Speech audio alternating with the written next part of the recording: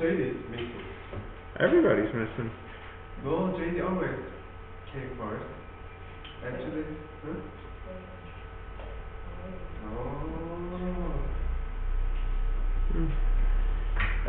Who was missing yesterday morning? Was it just Sean? Maybe. And you? Oh yeah, you never took that taxi. Yeah. But you showed up for the second class. Yeah. But you didn't show up for the second class yesterday morning. Yeah. What? What? No. Whoa. Fake documents. National. Alright, write this down please. Jerry, before you sit down, can you turn the light off please? Thank you. No. Write this down. Come on. Thank you. The radioactive decay equations. Okay. Continue? No. Oh, come on, Jerry. Chop.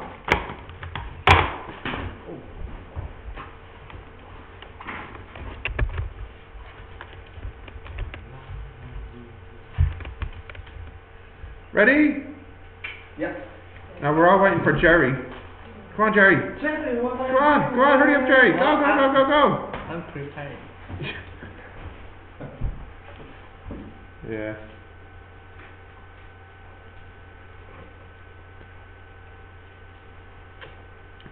I think people were to be followers. Then they're fools. This is a big lesson, as you can see. We might have to split it into two. We'll see how we get on. Okay. So, I know why are we starting with radioactive? There are black body, blah blah blah. what you asking me, dude? I'm just teaching you what's in the syllabus. If you want to know why, ask the person who wrote the syllabus. I don't know who that is. We don't do black body radiation. Yeah, unfortunately, it is quite interesting. So this is your uranium, as we were talking about last time. 92 protons. Jerry. 238 nucleons. And really, the question now is, we want to study in more detail how this decays. So we learned yesterday that alpha, beta and gamma radiation will be released from materials as they decay. But we never said how long they decay for or how quickly they decay. We don't have any equations. But we learned that a radioactive isotope like uranium-239 will decay. The energy is released from the uranium via alpha, beta and gamma. This is all stuff we learned yesterday. But how can we detect this radiation? So, in fact, all these forms of radiation are colorless. You can't see alpha, beta, gamma. There's no color. Yeah. Odorless. What does that mean? You can't smell it. Oh. Yeah, so you can't smell alpha, beta, gamma. Tasteless. No. So don't even think about doing this. You can't taste it. Chemically inert. What does that mean? Yeah. Alpha, beta, gamma doesn't chemically react. Oh, yeah. Yeah. So it won't cause a chemical reaction. So, radiation is dangerous, and it's important we can detect it, but unfortunately, radiation is colorless, odorless, tasteless, and inert. So this makes it difficult to detect. So there could be radiation in this room right now, slowly killing us, and we would never know until we got sick. I'm sure there's probably not, but just think about that. You would never know. Now, what you really need to write down is these 4 facts about radiation, that they're colorless, odorless, tasteless, and inert. How to spell property? P-R-O-P Yeah. E-R-T-I-E-S.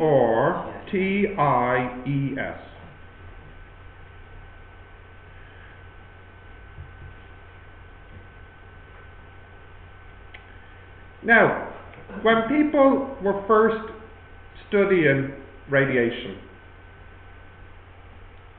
because of this, they didn't realize that there was radiation around them all the time, making them sick. So you know, Marie Curie. Yeah. She and her husband were the first big people to study radiation, and of course they both died of radiation poisoning. Really, yeah. Why they were experimenting? Because at the time nobody knew about this. They were the first to experiment with this material in a lab. So they discovered things about it, but they didn't realize that it's harmful and that you can't see or smell it. So they both died after some time, of course, of radiation poisoning. She won the Nobel Prize for physics. She's one of the few people to win the prize twice. Not many people win the Nobel Prize, and certainly not many people win it twice. I think only 4 people have won it twice, and she's one of them. So this is a big deal about 100 years ago. And people didn't know it was harmful. In fact, at first people thought it was good for your health. Yeah. So you could buy water that has uranium in it. And people thought, oh, it gives you energy, like coffee, but no, it doesn't. So, now on to detecting it, because we need to detect it. Does anybody know how to detect it? There's a measurement device. There is a measuring device. Do you know what it's called? No. Radiometer. No. Nice try. Anyways, before we talk about detecting it, KJ, we need to talk about what we're detecting. So what we're detecting is something called the activity. What exactly is the activity? So the activity is the rate at which the unstable nuclei decay. So it's how many, for example, in the uranium, it's how many uranium atoms you lose per second. Oh, we'll get to that in a moment, but just this activity is like how many uranium atoms are lost per second.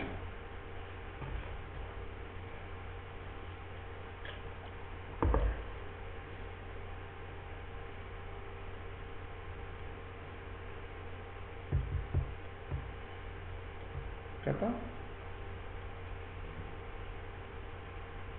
Who's this now? Well, what happened to you? You didn't go to B401, did you? I go wrong, no. Okay. Continue? Yep. Okay.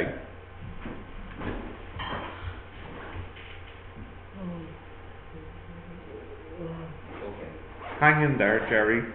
I'm not listening. No, okay. Continue now? So, the unit we use is... Come on. Stop. There you go.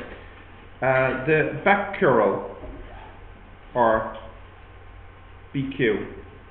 And what 1 BQ is, it's an SI unit, and 1 BQ is 1 destruction per second, 1 loss per second.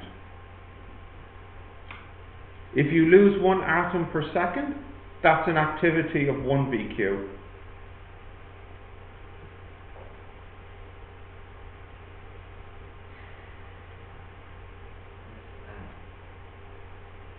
SI. SI units. You know SI? No. Meter, second, kilogram. SI units. Movement. No. The units. They're called SI units. System International.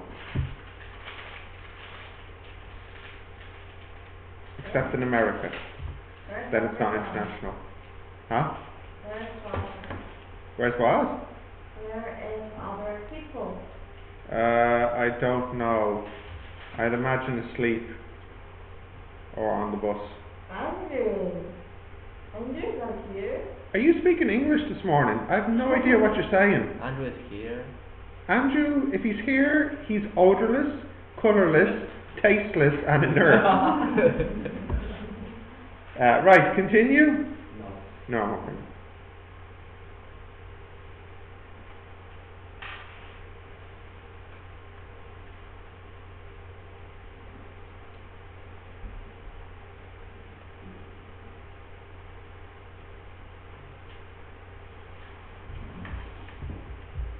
Continue now? Oh, come on, Sean. What's taking so long? Ready? Alright. So, in other words, when one nucleus is destroyed per second, we say the activity is 1 BQ. Okay. Now, really, if I'm being more accurate, perhaps I should say minus 1 BQ, because we're losing one. But usually when we talk about activity for radiation, we always mean loss, because radioactive materials don't ever increase, they only decrease. Context. The letter we use for activity is A, and the units are BQ. The letter we use for how many atoms, so for example 5 kilo equals is 5,000 destructions per second. N is for the number of atoms, and because N is quite large, we could measure it using moles if we wanted to, but we don't have to, of course. Sometimes I'm careless with my A. Really A is negative, but just like with acceleration, we can drop the minus if we use the right words. So I could say acceleration is -1 meter per second squared, or I could say deceleration is 1. So for example, come on, hurry up. Wait, hang on, why are you late? You live here, dude. Yeah, but yeah, about that. Yeah. So as I was saying, with the right English word, we can drop the minus. So if I say the activity for destruction is 5 kilo equals, I mean, of course, it loses 5 kilo per second. So I don't need to write the minus in. So just be careful with the minus. Okay, just be careful with the minus. So that would be fine. Calculating N is not too difficult. You learned how to do this in materials. If you have the moles and the molar mass, you can calculate the N. You learned how to do this in chemistry as well. So for example, if I have 12 grams of carbon, what's my N? 1 what? Mole. 1 mole, which is this many atoms. So you know how to do this from chemistry. Okay. Can you just at least write down that A is for activity and it's usually a minus?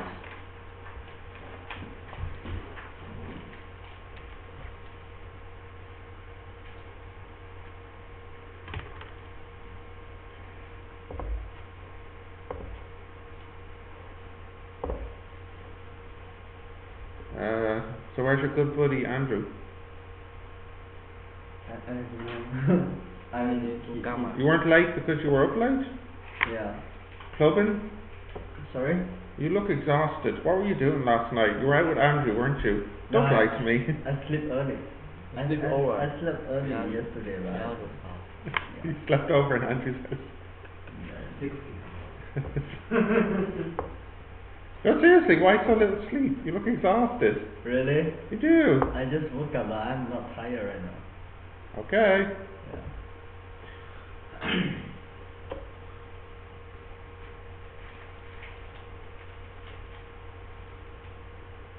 Continue?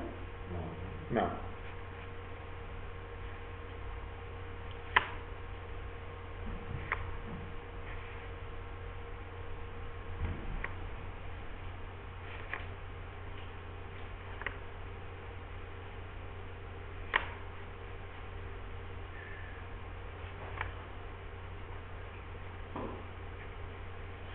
I completed the exam prep book.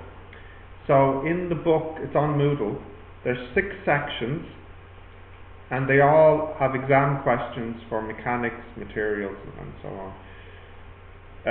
So this is on Moodle. It would be very useful for your revision because they're all section A questions. They're kind of quick to do. So you could open the book and try a random mechanics question or something. No, the one I gave you, there's only the 3 sections in it. Because at the time I was still making it. But now I finished it, I put up the 6 sections, it's up on Moodle. What I'm picturing happening is when we finish the atoms, we'll print this book out and we'll start doing questions in it. But I would like to do questions per student request. So what I'm picturing is you'll say something like, oh, I tried this question from electricity last night and I can't do this, this or this. I think this would be the best way to do things. The section B I will revise, but the thing is, you kind of cover all the topics by doing the section A. The only difference between section B is the question answers continue into the next part. But it's the same topics. Yeah. I don't know if this is the same or different for chemistry, if there's a big difference between section A and section B. But in physics, the only difference is the B questions are longer than the A. That's all. Yeah? What's the topic for this? Decay equation. Right. What about that? What about math? I'm also thinking about doing a revision book for maths. That's on my to-do list as well. I think I'll do something similar, a collection of section A questions by chapter. So isn't math just like different A and B sections? Yeah, there's a bit of a difference between the A and the B, but also the other problem is I don't have many past maths exams because they changed the syllabus, so I'll have to see what I can do. Okay, this is how you can detect radiation. It's called the Geiger-Muller Counter, or GM counter, and this will detect radiation. And I'm sure you've seen this before on TV. It makes the click sound. Does this computer have sound? Do we know if this has sound? Yeah, it does. It does. Because we sing this. Oh yeah, that's right. She plays a stupid Michael Jackson pedophile song. Oops. I'm not saying he is that. I'm just saying it's very suspicious. No.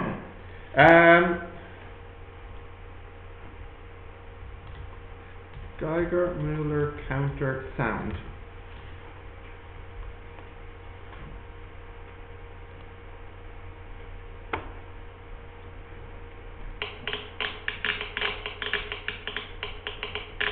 This is what it sounds like. My eyes done. Do you know this sound? You've never heard this before? No. And then when you put it over radiation, it clicks faster. It's different sound when we watch cartoon. It's No, that's a metal detector. That's a different thing. Boom. Yeah, but how is it measured? Oh, that's the next slide. You've not heard this sound before? When raining, yeah. Right, okay. How does this work? Well, let's have a look at the next picture. So, before you draw this, let me explain. You see this part here? That's this part here. That's kind of that's the key part, is this part here. So, what you have, if you can see here, this is a cathode, which is the positive. No, sorry, the negative. And this one is positively charged. This is the anode. And inside of here, you have some gas. I always forget what it is. I think it's something like helium or argon. I don't remember. I think I have it on the next slide. Anyway, there's a gas in here. Now this is a micro window. I think this is a very fragile window. It can let the radiation pass through. So what happens is the radiation comes in and it hits one of these atoms, and this ionizes the atom. And you know what ionize means from chemistry. It means it releases an electron. So this electron is released and it hits the positive anode. Okay, fine. But there's actually an electric field here because of the power. There's an electric field here, and when the electron hits the anode, it affects the current. The current increases slightly for a moment.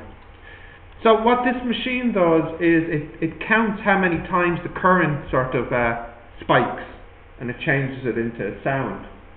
So each click you hear is like an electron being ionized.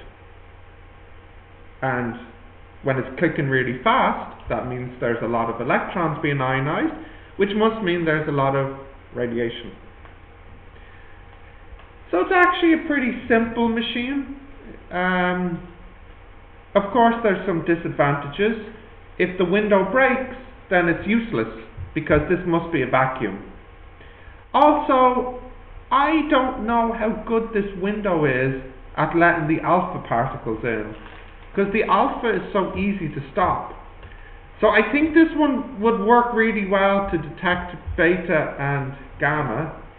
I'm not sure how great it is to detect alpha, but that's okay, because alpha is the one that won't hurt us as much, because we can block it just with our clothes.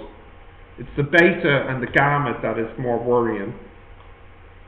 Yeah. Alpha is helium, right? Is what? Helium. Helium? I think it's helium in this. Let me just see if I say it on the next slide. Ah, no, I don't. What is it better? The helium? Oh, no. Then why do we care alpha? Why do we care what? Alpha particles? Yeah. Oh, alpha particles helium, but it's high energy. Like, I might ask you, you know lead, Pb, is that harmful? No, well, a little bit, right? Like if I have a little bit of lead, is that harmful to you? What do you think? Or tell me something that definitely isn't harmful. Is a piece of wood harmful? No, is lead harmful? Well, not a little bit. Okay, well if it's not harmful, do you mind if I shoot a little bit at you at 300 meters per second? Of course, yeah, because you know, usually people don't like being fired with bullets. Yeah, so just like with the alpha, it's a helium, fine, but it's a very energetic helium particle. So if it hits your cells inside your body, it will destroy the DNA. This is a problem. This is much worse than being shot by a lead bullet, because at least if you're shot with a lead bullet, you have a chance of recovering. But if you are poisoned by radiation, you have no chance of recovery. It's a 100% fatality. Okay, I need you to draw this picture, please. Really? No, it's not that difficult. Teacher, how does it ionize? Well, as I was saying to KJ, the particles have a lot of energy. Mm-hmm. When the particle hits the electron, it gives that energy, which was kinetic energy, to the electron. You remember when the electron's in orbit, it has a negative potential? You don't remember this? I said if it's trapped in orbit, it has a negative potential energy. Oh, okay. When the alpha collides with the electron, it loses some of its kinetic energy and gives this to the electron. The electron's negative potential could increase to 0, and so it's freed. Okay. That's not the okay of somebody who's happy with that. What about gamma? It has no charges. But Yeah, but yeah. We haven't actually talked exactly. We haven't talked yet on how electromagnetic waves carry energy, but they do have an energy that can be imparted when it collides. Yeah, that is for a later discussion.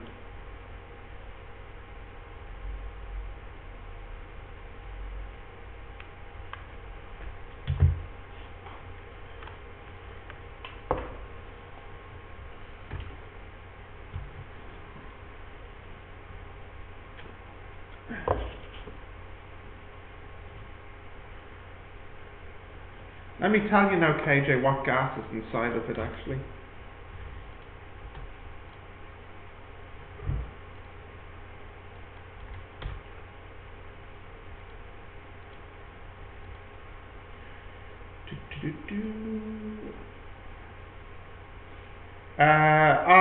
Not helium. I said I thought it was helium or argon. It's not helium. It actually is argon. Argon gas. I don't know if you can use helium. I thought I heard you could use helium. What I mean by alpha particle is that It's just a helium. It's proton too. Yeah. That's it. Yeah. So it's a helium. So you said argon. No. I'm saying the gas that's put in here that they ionize is an argon gas. How dangerous is argon? Nothing to argon. Is argon dangerous? No. It's non-toxic, it's heavier than air, and it's dangerous in closed areas. Okay.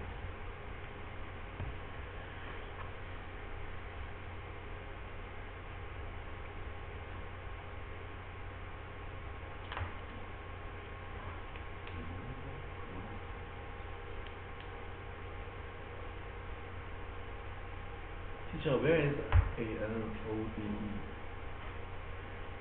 Anode is this, No, and where- cathode is this. What electron? Positive. Oh, because anode is positive.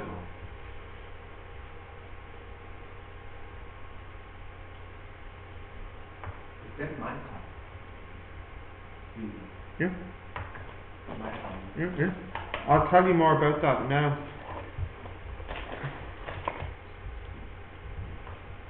This is funny now. Because of your Googling, when I type in M, the first result is Michael Jackson. I type in M-I, and then it says, do you mean Michael Jackson?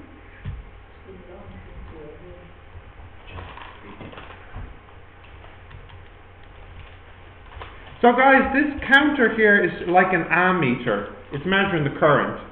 Current is affected here. Microglass GM. The problem is there's a car called Micra, Nissan Micra. So I know, yeah, I see that. It is a silicate.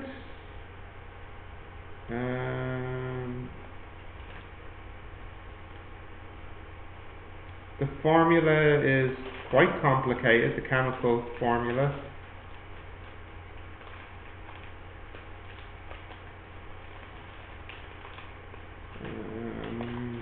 Properties.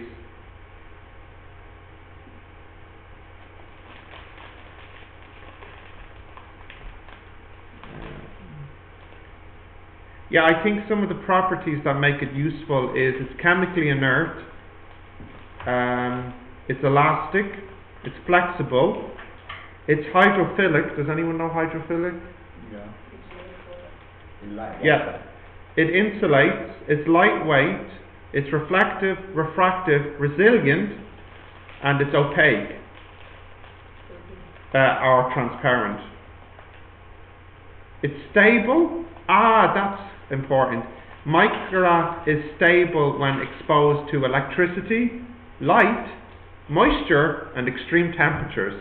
So basically it's a super glass. Okay. Now, the radioactive decay equation.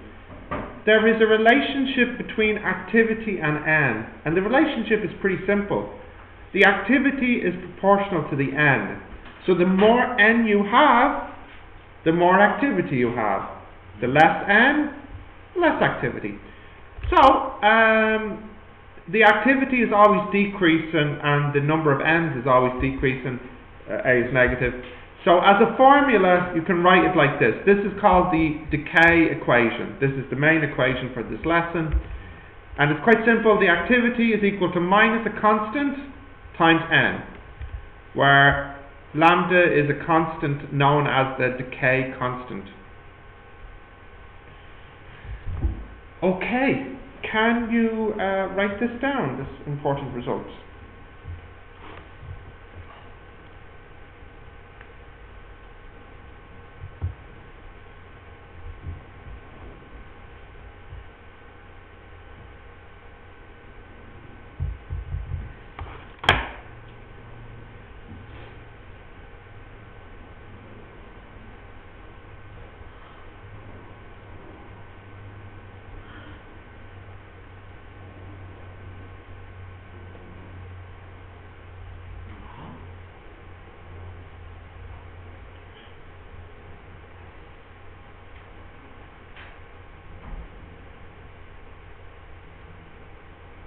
Mica was known to the ancient Indian, Egyptian, Greek, Roman and Chinese civilizations. Which? The ancient Indian, Egyptian, Greek, Roman and Chinese people knew about mica. So many people. Oh, that is a... It used to make the glass window. Cool. Okay, have you got that? Got that? Yeah. Yep. Now, and what's the minus? The minus is just to remind us that the A is decreasing. Okay, a small quick question I want you to do. Get the units for the lambda, please. Work out the units for the lambda. A is not a unit. What unit is an A? An amp? BQ.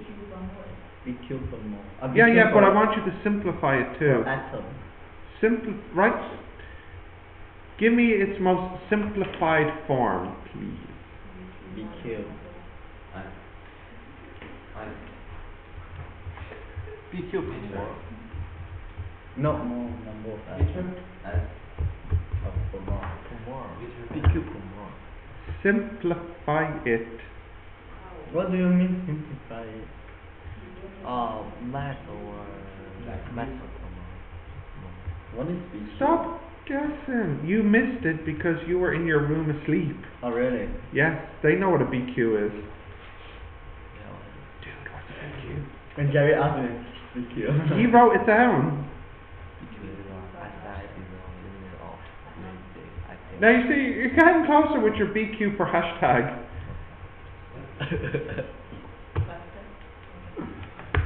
It's just, you can simplify it more.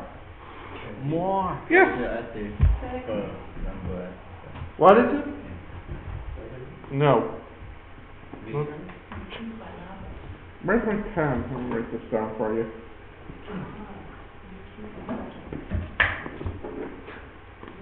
You're getting close, Monica, but you can simplify. Where did I put my pen? N over more. Oh, there it is. All right. N over more. No.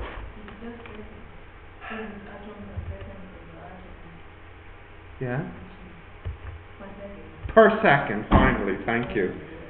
So if you have A equals minus lambda n, then the units of lambda equals the units of A over the units for n, right? Now A is a BQ and the n is the number of atoms. And a BQ is the number of atoms per second over seconds, over number of atoms. So what can I cancel? Atoms. And I'm left with per second, which we could actually write, if we wanted to, as a hertz. Oh. Whoa. What? I don't know how to burst your bubble, but there's still a long way to go to meet Newton's standards.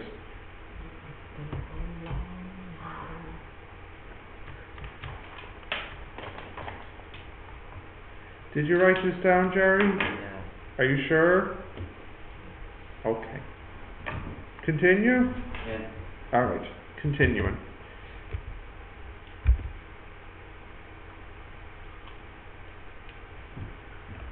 Okay, in a radioactive sample, 1 mole of atoms is destroyed and it releases alpha, beta and gamma in 1 second. What's the activity? So what do we say the activity is if we lose a mole per second? Decrease. Yeah, how many BQs? 1 BQ. No. 10 BQ. One more. Stop guessing, because I'm going to start slapping people now, and just use the brain that you have. Thank you. It's 6 times 10 to the 23 Becquerels. Equal. Yeah. What is equal? BQ. Oh. Ay, caramba. Oh. Because I said 1 mole. Oh. How many atoms in a mole? 6 times 10 to the 23. So the activity here is 6 times 10 to the 23 BQ. Minus? Minus, if we like, yeah. Okay? Let me write this down. Is that okay? You're looking... Yes. Well, I better not say that. You're looking confused. It's okay. It's okay. Continue? Yes, please. Okay. I'll give you 1 sip of coffee, Lee. Okay. That's a good cappuccino. Right. Continuing. Oh, cappuccino. Where's my cappuccino? Oh, yeah. A radioactive sample has 10 to the 10 atoms. 1,000 atoms are destroyed per second. What is the lambda? Calculate that, please.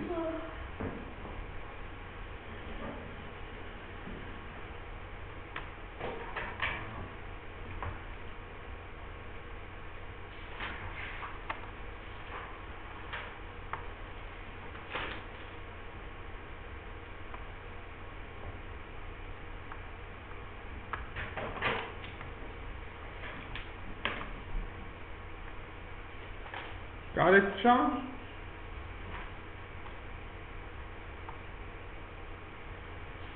Let's see what else I can learn about Micah.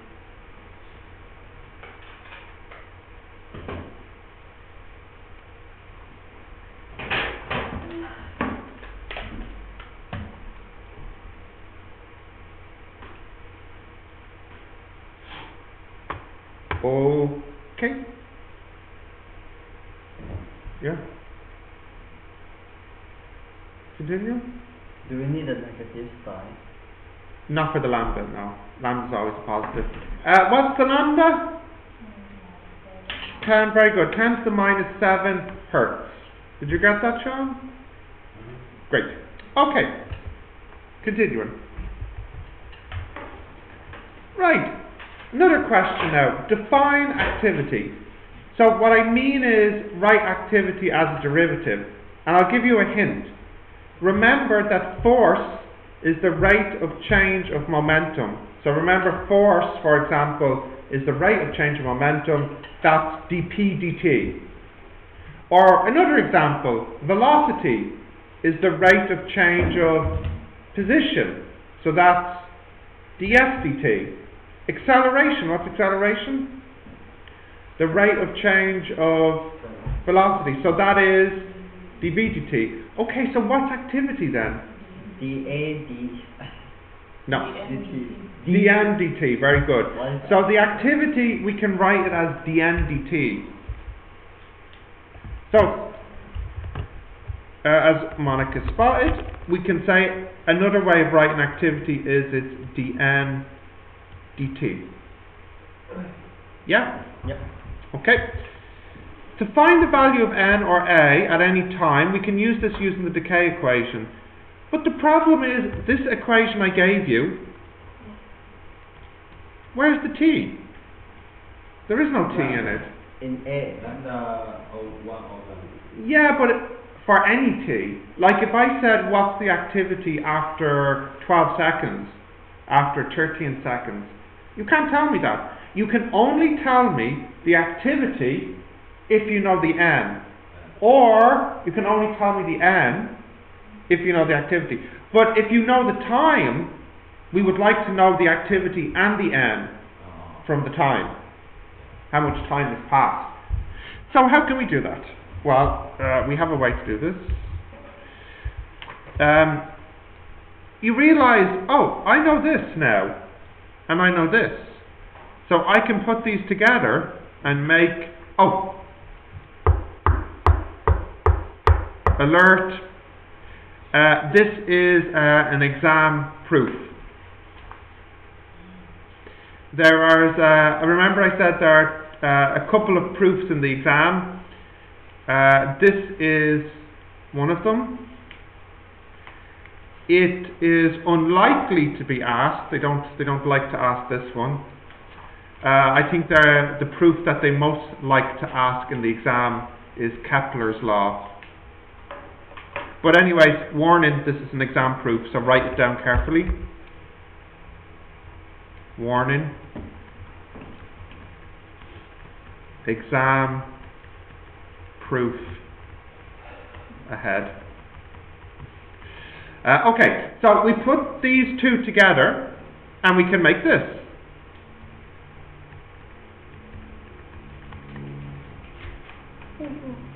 This should remind you of something in maths class. No.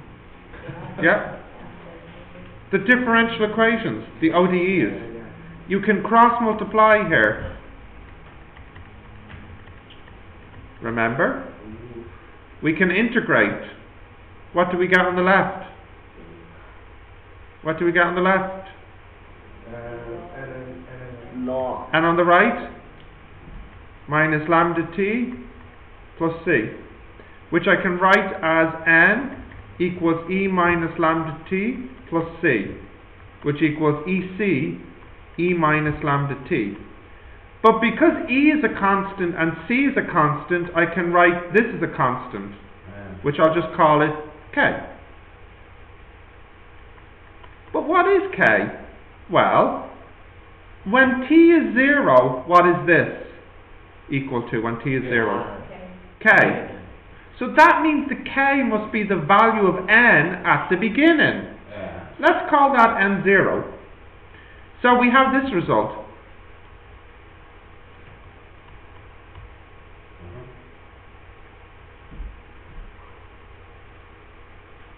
We can also use that to make this result if we like.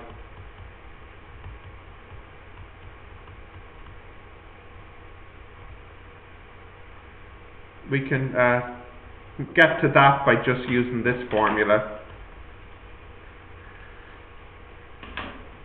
I mean, think about it. Watch. If I multiply both sides by minus lambda and minus lambda, then what does this become? A. And this become? A0. So it's very easy to go from this to this. Now you've seen formulas like this in physics before. Where have we seen formulas like this? The electricity. In what lesson? Not IV or C. The capacitors. Yeah.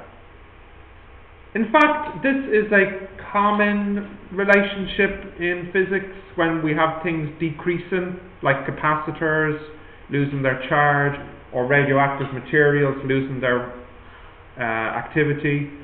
This is actually a common physics relationship with time and amount. So, continuing, the decay equation can be written like this, which is much more convenient because it means if I know the time, I can know the a and the n now. So, write these down. These are the exponential decay equations.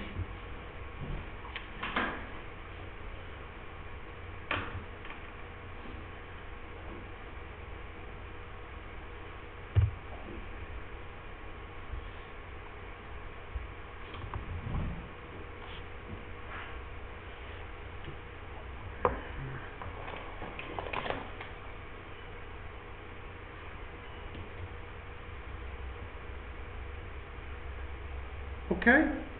Got that?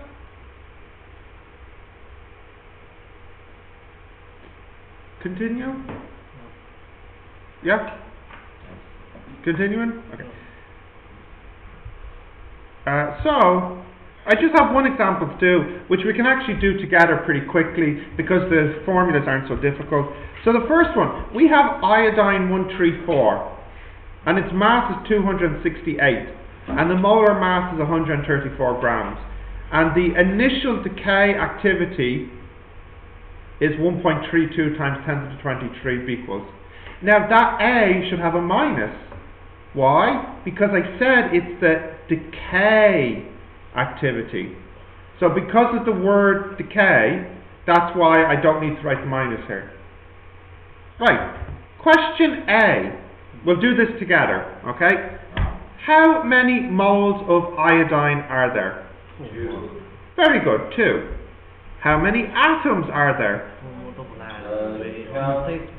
12 something. Let me write this down. What number is Avogadro on my calculator, please? What's Na on the lid? Yeah, one of those constants is Avogadro. 24, okay. Right, that's the answer for part B. Let me just save this answer. Shift, store, A. Okay, so I just saved that there. Right. What is the decay constant? So what formula could I use to get the decay constant? Yeah, I could use this formula. A equals minus lambda n. So lambda equals minus A over n.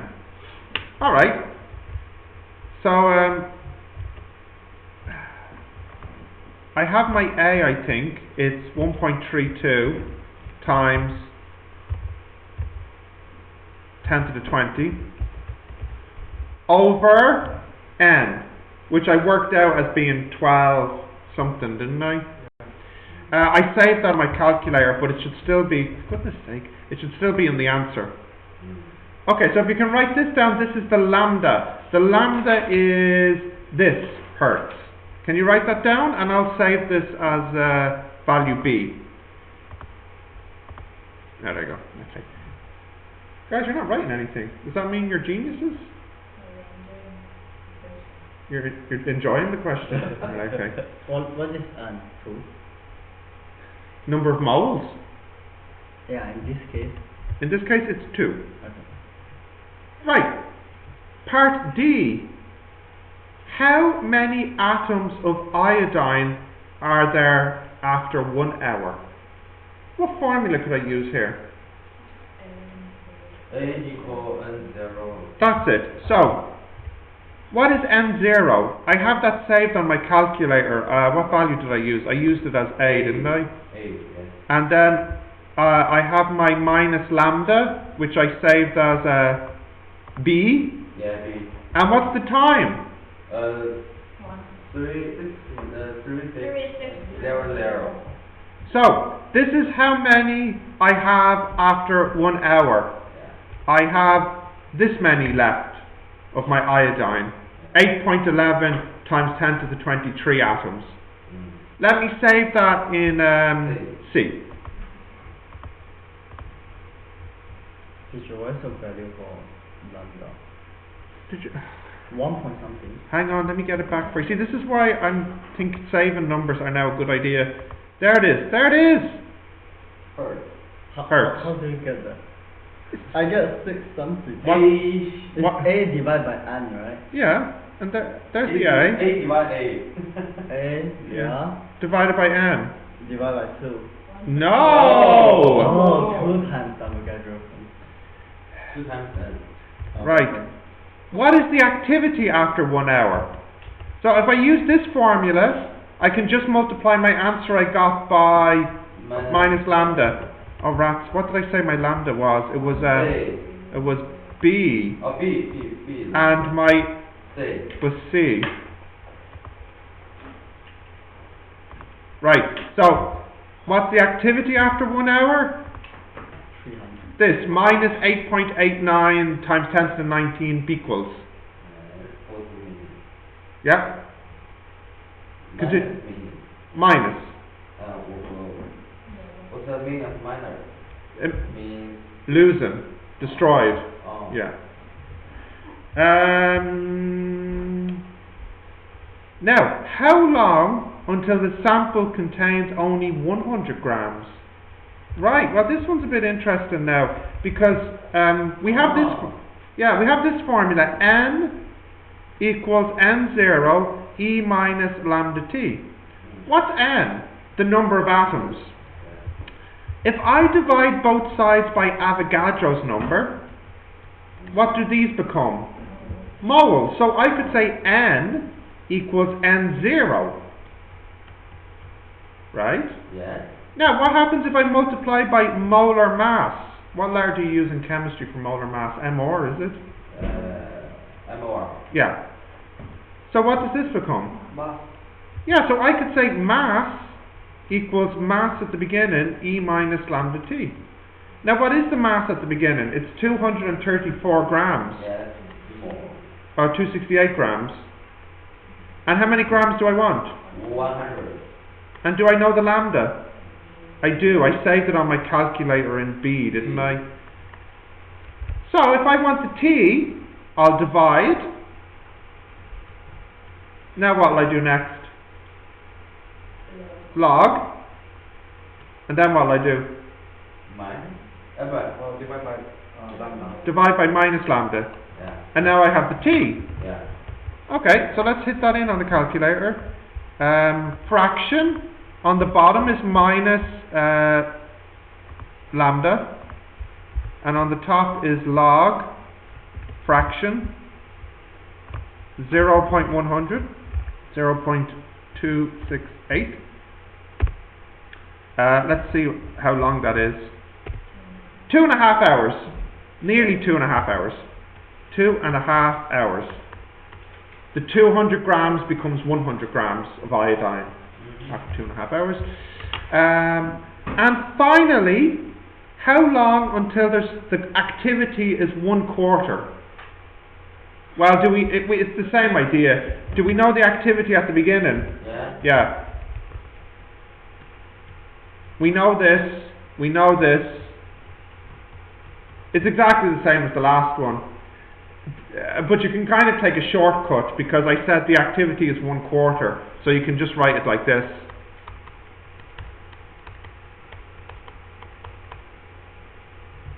What can I cancel? A 0. What's next? Log. Next. Divide by minus lambda. So finally, if I just type this in, on the bottom is minus lambda, and on the top is log 1/4 divided by 3600. Yeah, again about 3.5 hours about. So for the last part it's about 3.5 hours. Yeah. Yeah. If it destroys radioactive, is it like destructive? No, it becomes some kind of inert or non-radioactive material. Changing. Yeah. Yeah. So I think when we say the iodine is destroyed, it's destroyed in that it doesn't exist, but it has become a different atom. Hey, oh no, I'm finished. Who the heck's that? Oh, you're in here. Come on in, I'm finishing now in a second. Yeah, so it hasn't it's not like it's completely disappeared. I'm not sure what iodine, actually I'll check it. Some materials, like for example, carbon-14 is radioactive. And I think when it decays, I think it just becomes carbon-12. But I'll see what iodine becomes.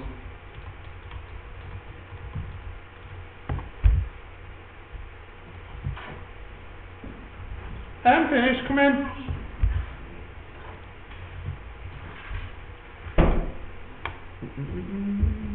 Yeah, come in.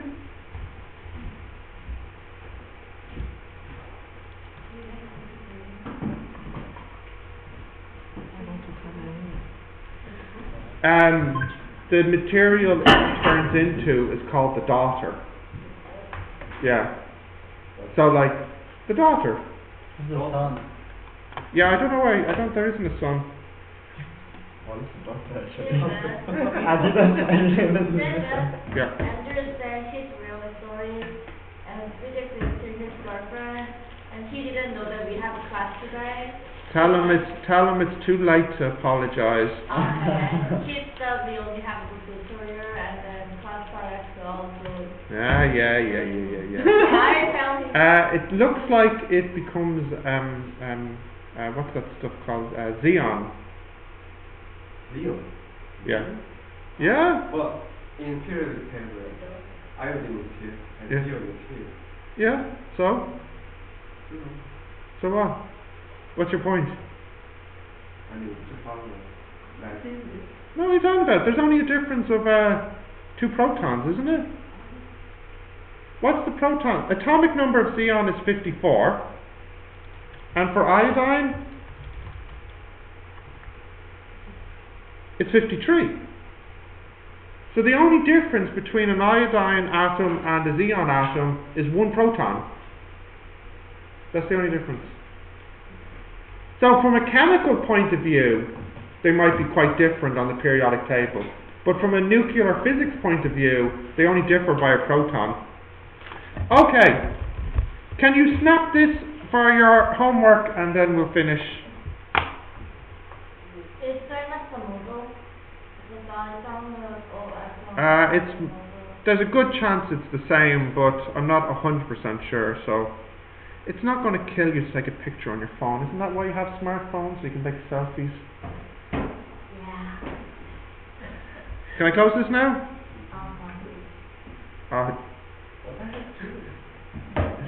She's taking a selfie with her physics homework. Closing this.